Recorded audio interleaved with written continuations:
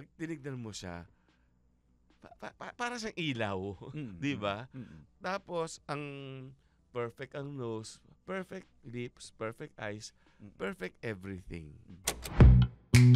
The Pod Network Entertainment.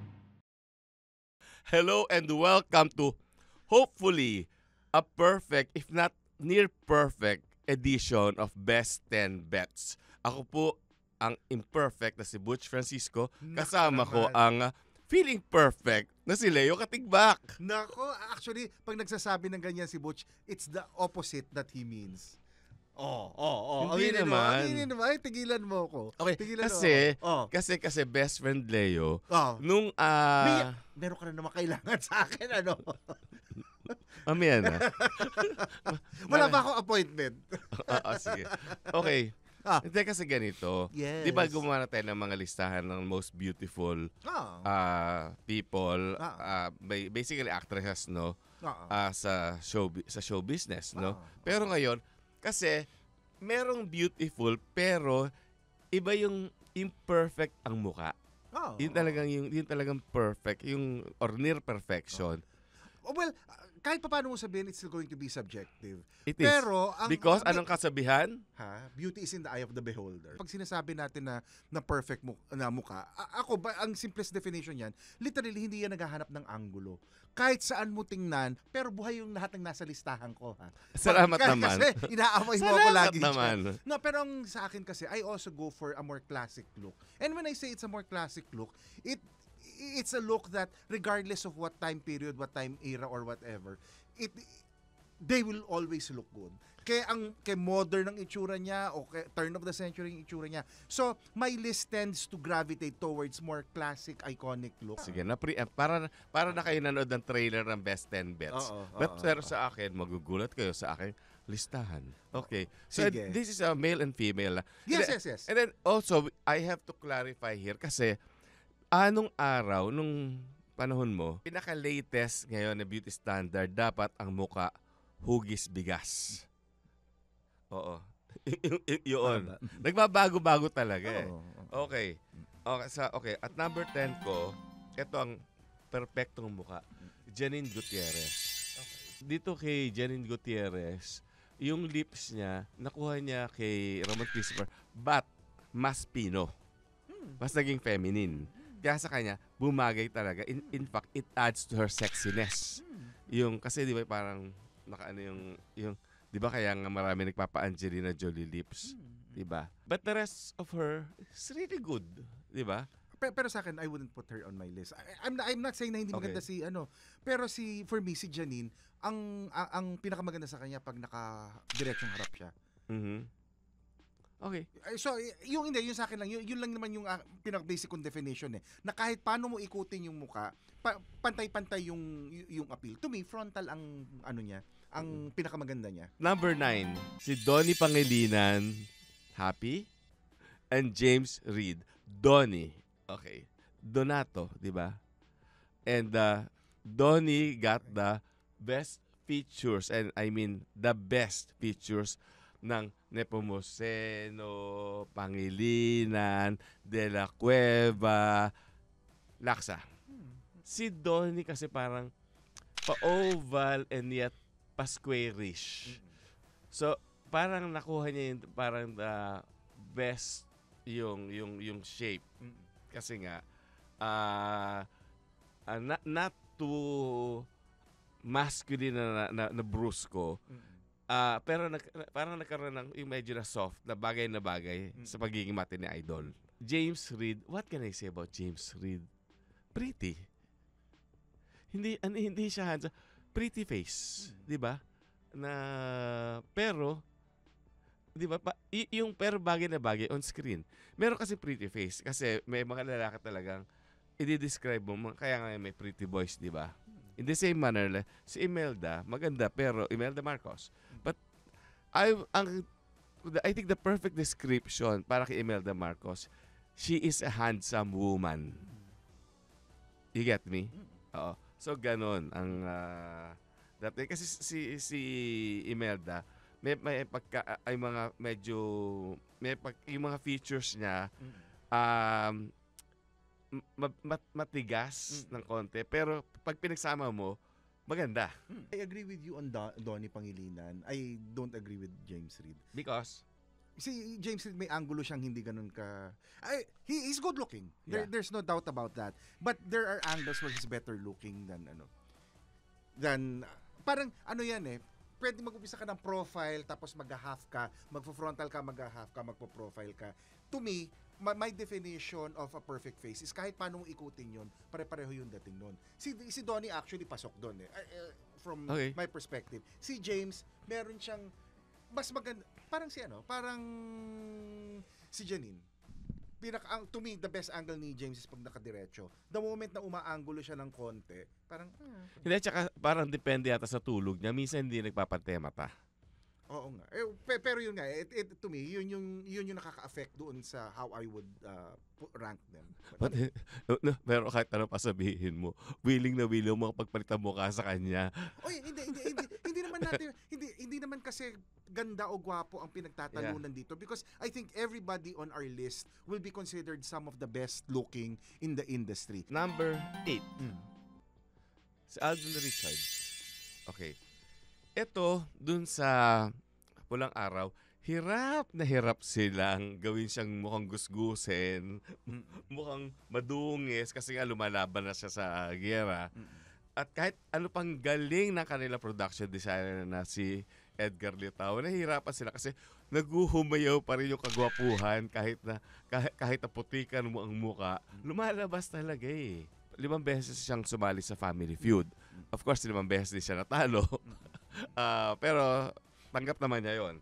So pero, yung pinakahuling Family Feud episode na napanood ko, ang kasama niya sa team niya si Joros Gamboa, si Jameson Blake, si Jeffrey Tam. Well, mga ano yan, di ba? Mga tisoy-tisoy din. And some of the best looking people. Sinasama ko na rin si Jeffrey Tam. Pero, kahit siya yung angulo niya, siya yung pinakamalayo from the camera, siya pa rin nag-stand out. But to me, ano siya, naghahanap ng angulo. At to me, hindi angulo ni Alden ang frontal. Dapat medyo naka-side siya, nakagilid siya. Mas nagkaka-character siya pag nakagilid. Kasi lumalabas ng dimples. Probably. Ang kay Alden kasi, ang pinakaano niya, luminous. Di ba? Pag tinigyan mo, meron siyang yung luminous siya, parang glow in the dark. Di ba? Ayun. And at number 7, si Lovie Poe. Ito parang pa-V-shape na nga rin siya. Pero, para mo ma-maintain yung ganyan, kailangan, and this goes for everyone, kung let's say, kasi ang beauty doesn't stay with you forever, pero para ma-maintain mo yung ganyan, alam mo ba yung mga sakripisyong ginagawa niya? Kahit sa fine dining, ang ino-order niya, broccoli. Isang malaking broccoli ganyan. Tapos, kumukuha na lang siya ng fork and knife. Ganun lang siya, ganun. Yun ang hapunan niya in a formal restaurant. Ganun ang sakripisyo. To me, I love how Lovie Poe looks. But again, she looks better when she has a certain angle. Pero hindi. Panalo siya sa bone structure. Maganda naman ang bone structure. Tsaka yung kulay niya. Tsaka mata.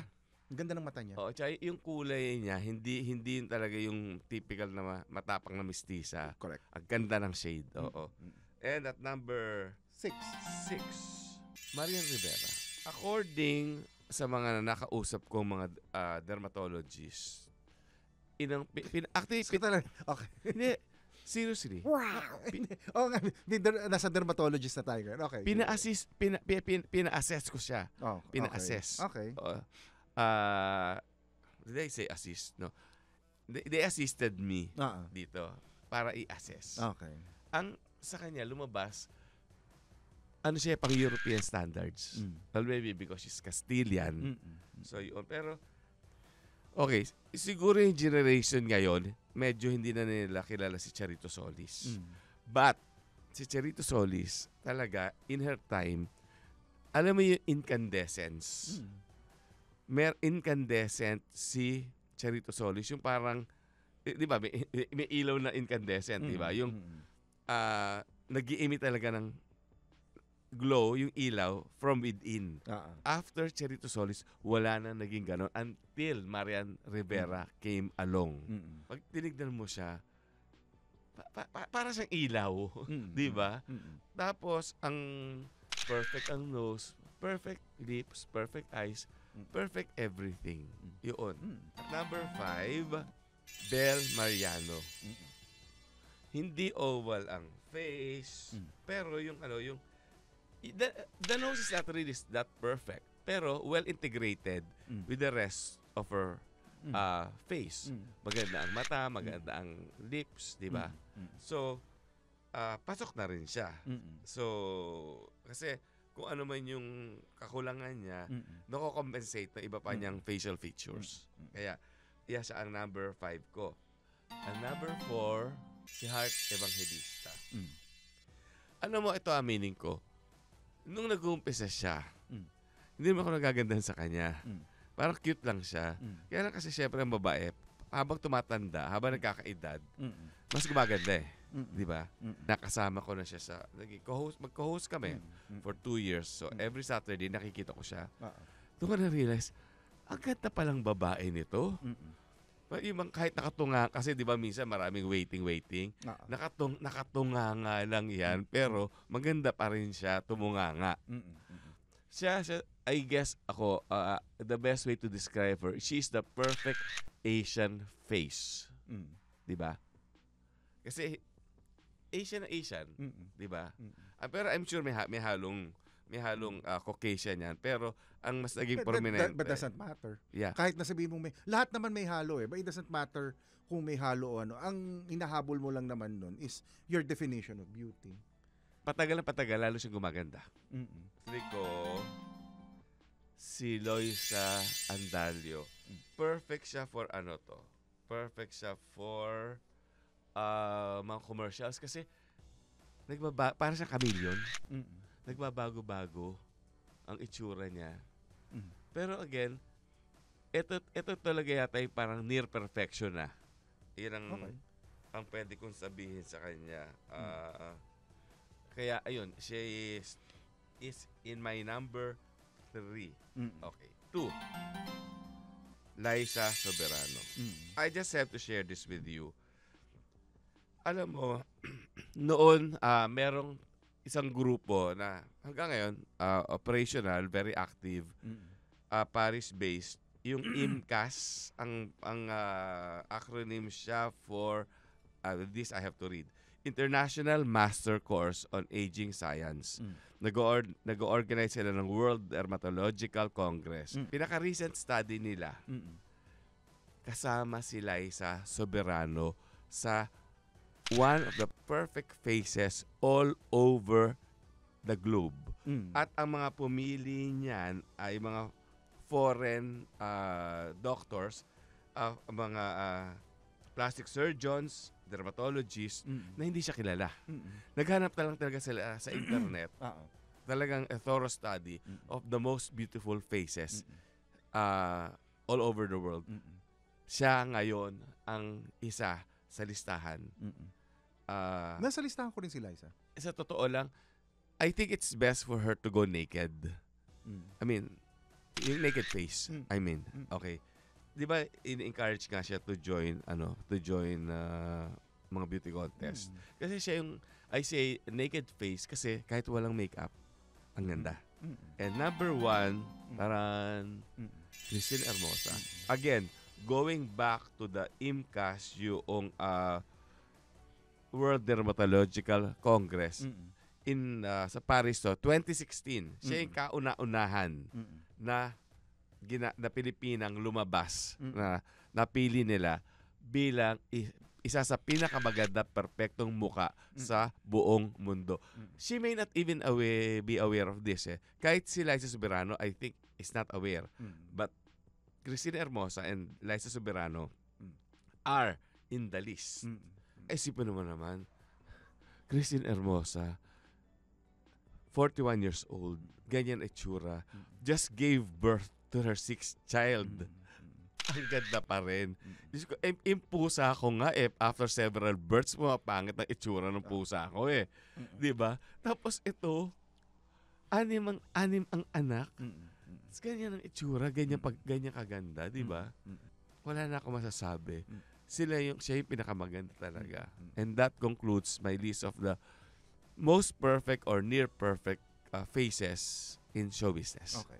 Ako, I still stand by my definition that basically I've gone for the classic look. And itong mga nasa listahan ko, I mean, some of them may be older right now. So what you have to remember is how they looked also at their prime. And also, itong mga to, kahit walang makeup, wala ka itutulak kabigin sa itsura nila eh. They don't need makeup to make them look really, really good. Ang number 10 ko, Alma Moreno. Remember when Alma started in Tag-Ulan sa Tag-Araw? Ano siya, introducing siya doon eh. Ang eksena lang naman niya doon, that's the Christopher Vilma movie. Ang eksena lang naman niya doon, lalabas siya sa dagat at magkakabarkada. Pero even then, Alma was already so striking. Now, I think this one is probably from mga Bilanggong Birhen.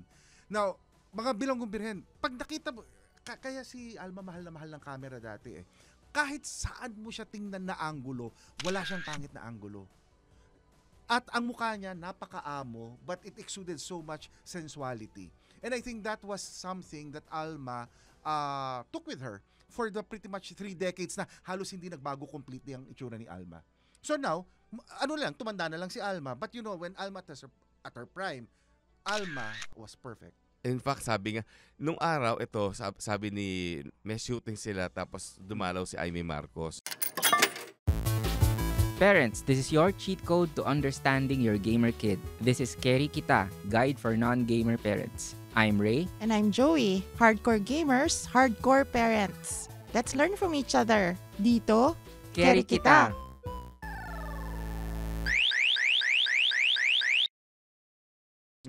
Sabi niya, at parang 6 in the morning breakfast, sabi ni Aimee Marcos, it's so unfair. Para bang, di ba pag bagong gising, di ba parang wala naman talagang maganda na bagong gising. Ito, kahit bagong gising, ang ganda. On that note, ang number 9 ko, Richard Gomez. Okay. Now, some people have been very, very critical of Goma right now. But ang feeling ko, ikaw kaya ang tumakbo ng politika at sumabak dun sa lahat ng problema kay Bagyo at whatever. And, you know, At saka tumanda na si Goma. Kung past 50 ka na, siguro naman Pero you have to remember, at the height of Goma's career, kaya naman si Goma rin naman ang isa dun Adonis. isa dun sa dalawa na number 1. Ay, naglalaban lang sila eh. Na pag halimbawa, nagkameron ng isang TV show at silang dalawa yung guest doon, ano na yun? Sabi na, yung dalawang pinakagwapong lalaki ng Pilipinas nandun na. So, I mean, so you have Richard Gomez. And I think one of the, if you look at his entire filmography, it really also played up to the looks of Goma. Kaya, di ba, ang bench na launch dahil rin sa itsura at saka sa appeal ni Goma. Yun naman yung ano niya, yun naman yung ano niya marquee niya lalo na noon. He was very, very athletic, but he was also very handsome. He was being linked to the most beautiful women, 'di ba? Sila ni Don and everybody and the other women that he was linked with. Like Ikaw na magsabi, ikaw mas alam mo naman yung ano. Well, alam naman lahat na kahit si Mega Okay. Naging sila rin We have Goma at number 9. And ito, medyo tricky to When I was thinking the ranking, sabi ko, paano ko ba ira-rank to? But I think mas may angat lang for me si Aga Mulak. Si Aga, isa rin niya na hindi naghahanap ng anggulo ang mukha. You pair him with at saka si Aga, gwapo siya, hindi siya maganda. Hindi yung pag pinartner mo siya sa magandang leading lady, minsan nagtatalo sila kung sino mas maganda sa kanilang dalawa. Si Aga still look masculine, but softer than Gomas. Pero si Aga, kahit i-profile mo siya, i-half angle mo siya, i-frontal mo siya, wala kang makikitang pelikula, kahit masama ang role niya katulad ng sa Aking Mga Kamay, na mamamatay tao siya,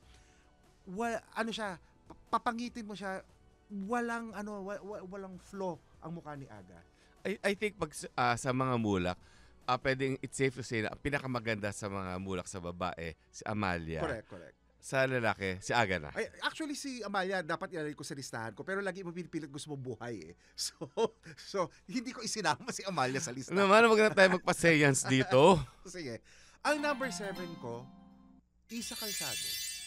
Si Isa Calzado rin, ano siya, I mean, I remember there was this scene in Starting Over Again. Ewan ko yung napanood mo yung scene yung kay Piolo Yeah. tsaka kay Tony, para remember, may isang eksena na natatandaan ko, ikinuwento rin ni Olive Lamasan sa akin dati yan, na parang kumbaga, kung halimbawa ikaw ay ikukumpara sa isang babae na katulad siya, doon sa pelikula, yung eksena may sakit na siya, sinisipon na siya at lahat. Pero maganda pa Pero rin. Diyos ko, ang pagkaganda-ganda pa rin niya. And then, you have a movie like Milan where Isa had a relatively small role compared to Claudine.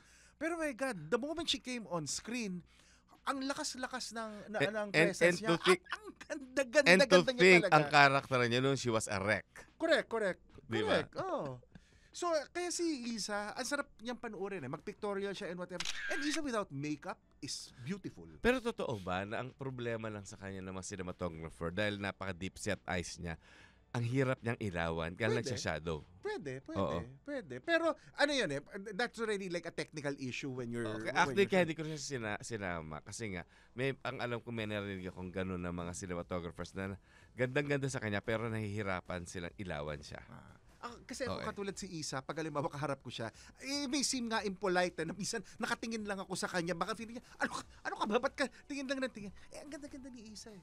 Parang, di ba may mga ibang tao na ang ganda-ganda, sisindakin ka sa ganda, pero habang tinitingnan mo ng matagal, parang, hindi pala siya ganun kaganda. But her Pero si Isa, habang tinitingnan mo, ang ganda-ganda na nga niya, sinindak ka na niya, but Paganda her pa siya soul ng is paganda. more beautiful. ay, ang pagkabait-bait naman na babae. Okay. Number 6, Angel Aquino. O yeah, totoo.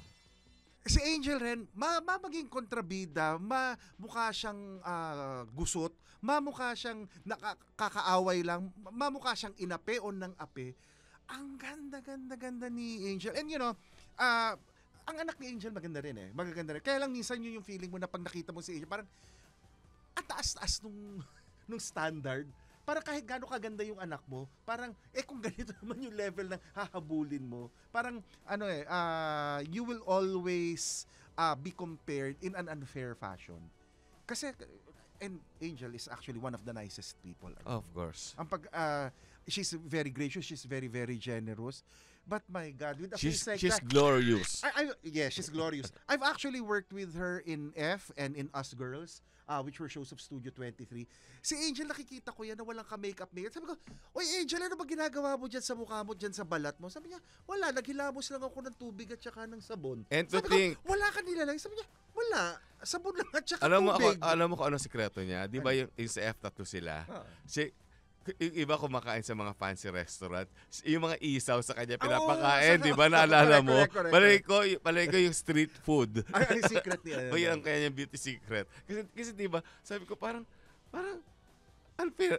Lahat ng mamahaling restaurant, yung dalawa ang doon sila kumakain. Tapos Correct. siya pagdating sa kalye, yung mga nauusukan, siya yung pinapadala. Si Angel ngayon, ang sa kanya, pag minake-upan mo siya, babaliin mo yung itsura niya.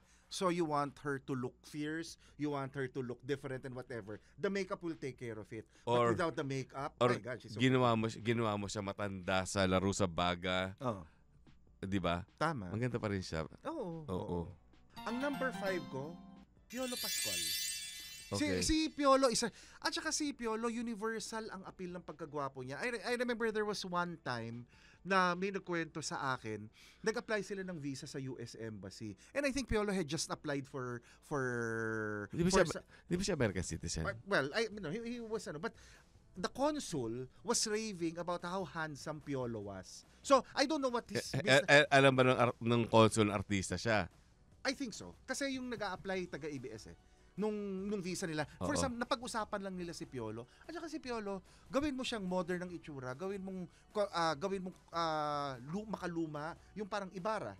O gawin mo... Hindi, kasi classic nga ang mukha niya. And that's why almost everybody in my list, classic yung Kahit anong time period mo sila ilagay, gwapo at maganda sila. And si Piolo, I think until now, because Piolo's approaching his 50s already, he's somebody who stayed looking very, very great. He takes good care of his body. But at the same time, he's the type who could possibly have international appeal. Yung kay Piolo kasi, ilagay mo siya sa luma, ilagay mo siya sa makabago, tumutuhog tumatagos eh. Hindi mo imagine, i-dreadlock mo kaya si Jaime De La Rosa. Pwede si rin, Rogelio De La Rosa, di ba? Pwede rin, malay mo. Or gawin mong semical si Mario Montenegro, di ba? Baka carry din niya yun. Tama. Ngayon, di ba, kanina in my list you had Richard Gomez, you had Aga Mulak, and you had Piolo Pascual. But I think no list, in terms of handsomeness, will be complete. Without Christopher De Leon.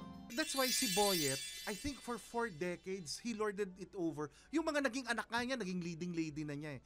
Kasi katulad ngayon, halimbawa, with the Restoration, walang mintis, lalo na pag it's a movie of Boyet from the 70s, from the 80s to the 90s, ang laging comment ng mga babae. Sabi niya, grabe, iba talaga ang pagkagwapo ni Christopher. And si Christopher, sa totoo lang, kahit anong anggulo niya, gwapo siya. I think what works for him kasi, magandang ngiti niya, tapos maganda ang kinang ng mata niya. So, kahit naka-angulo siya, isipin mo yun na i-diretso niya, ganun pa rin yung magiging appeal ng itsura ni Boyet. Ikaw ang nanay mo naman, si Claire Strauss, aka Lilia Dizon. Pero hindi pa rin kilala ng mga tao. Si Lilia Dizon. Pero kasi katulad. Pero Lilia Dizon was one of the most beautiful bataluman. Pero katulad yan, si Pinky De Leon, the sister of ang ganda. Maganda si Pinky. Pero I would not put Pinky in my list. Kasi to Pinky is more sexy. Oo nga eh. Yun nga eh. Pero her look is not classic in the same way that Boyet ended up being. Nagaganda din ako kay Pinky. Hindi naman, ang pinag-uusapan naman hindi ganda. Ang sabi ko lang, hindi ko siya ilalagay sa top 10. Okay. Pero to me, si Boyet, I think very few people would disagree that even now, at Boyet's age, makikita mo talaga, lalo na in his youth, alam mo, gwapo pa rin si Boyet ngayon eh. Sobra yung pagkagwapo niya talaga nung bata siya. Ang number 3 ko, leading, si Hilda Coronel. Of course. Hilda's in the States and whatever, but if you look at her in Shang, if you look at her Kung Mangarap Ka't Magising, you look at a lot of her lalo na yung earlier movies, tapos I remember, when I was in UP, when I studying in UP, I think she was finishing her course there.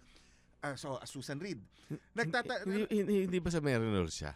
Hindi, nag-aral yan sa UP eh. Okay. I think nag-Merinol siya. Pero at the time that I was studying in UP, she was taking courses in UP because I would see her in UP. And she would be running around, running from class. And makikita mo siya, ang ganda, wala siyang ka-makeup. Pero at saka ito dahil mo nasa Arts and Sciences, nandito ka sa may lobby ng Arts and Sciences, nandun siya sa kabilang dulo. To me, kung ganun kalayo, makikita mo at matitigil ka kasi ang ganda-ganda niya. Isipin mo sa ganung kalayo, nakikita mo na she still stands out. To me, nasa ibang level na yung looks niya eh. And if you look at her movies, that's why I think her cinematographers also loved her. That's why a lot of her movies have so many close-ups. Even Mike De Leon loved her face. Alam mo kung ano beauty secret niya? Ano? Yung karyoka sa UP. Pwede. Hindi ko alam. Pwede. Tsaka sumasakay siya ng ikot na uusukan siya. Tama. Okay, so si Hilda number 3 ko, para tayo na number 2, Liza Soberano. And the interesting thing with Liza Soberano, I remember I was talking to the people from casting of ABC, the network in the States. And ang sinabi nila, Leo, the main difficulty is, in the Philippines, you do have a lot of good-looking actors and actresses. But when they move forward, like for example, if they're on a lineup and whatnot, and you ask them to move forward, they have to stand out against equally good-looking actors and actresses from Great Britain, from Australia, from Canada, and whatever. From the Latin Americas. Sabi niya. So, parang they will be in a sea of pretty people or good-looking people. But they found Liza extraordinary. So in fact, sabi nila, if ever they were going to consider somebody to have a project in the US, it was gonna be Liza. The problem naman was, she was so busy doing projects for Star Cinema, for ABS and whatever. I don't think at that time naman ABS would really ever release her. Kasi pag ganun talagang dapat magre-relocate siya sa Amerika eh. Pero sinasabi nila, if there was anybody who stood out, it was Liza Soberano. At nakalimutan ko sabihin kanina na according to the international dermatologists and plastic surgeons, wala itong retoke. Sila mismo ang nagagaranti na. At saka 'di ba yung soap niya kasama si Enrique Hill na ang role niya halos wala siyang makeup. Yung nandun sila yung nagtatanim sila dun sa Baguio. Sa La Trinidad. Oo. Di ba, isipin mo, si Liza, lagyan mo na, to me nga, sometimes putting makeup on her detracts from her appeal. Because on a pure level, without any makeup and whatever, sobrang ganda na niya eh. So to me, makeup just removes some of the pure quality that she has eh. That's why sa kanya, to me, ang pinakamagandang look sa kanya, yung parang naked look. Yeah, May konting which makeup. was what I said. Correct. May konting, It's best for her to go naked. ayun, may konting pero it's still a very natural Yeah. look. Pareho rin tayo ng number 1. Kasi ang feeling ko naman, pag si Christine Hermosa naman, parang si Christine Hermosa ganito. Hermosa. The thing that I think works for her is, she probably doesn't even think na maganda siya. I'm not saying that she's not aware of it. She's aware of it, but it's not a big issue to her. That's why I think she comes across as even more beautiful. Kasi, di ba, when you're too conscious about how you look, parang, teka sandali, there's a certain arrogance or bragadasyo that goes with it. Pero kung halimbawa, parang sina Angel, parang sina Alma, alam nilang maganda sila, but since they don't focus na ang ganda nila, di hamak na mas maganda pa sila lumalabas. Kasi hindi nila pinangangalandakan. Oo, hindi na nila pinangangalandakan eh. Parang kumbaga, no, that's just going to be a distraction. So you want me to perform, you want me to do this, whatever, I will do that. So then the beauty becomes an even more complementary thing rather than with some actors na, uy, teka sandali, ano ba yung angulo ko? Ano ba yung dapat na? Paano ba yung ilaw ko?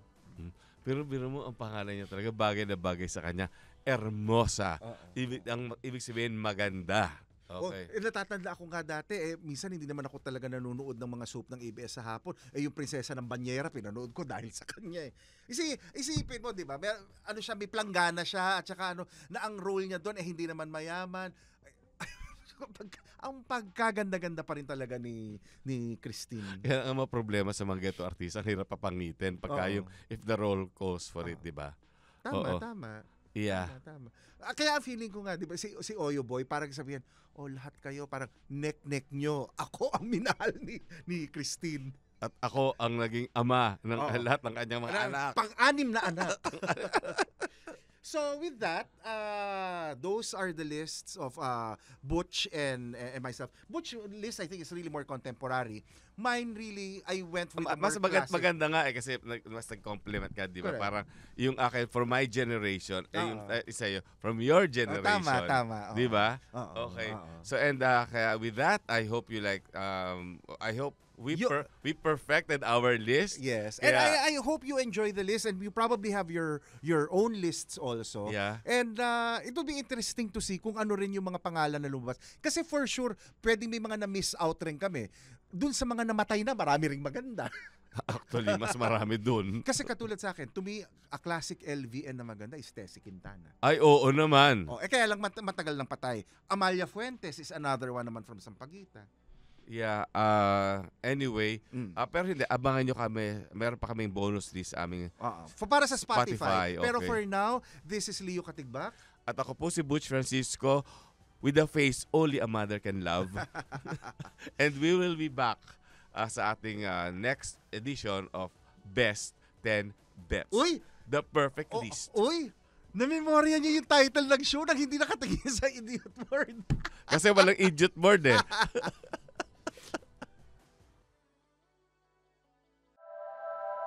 The opinions of podcast creators, hosts, and guests are not necessarily reflective of the official stance of the Pod Network Entertainment, its hosts, or other network programs.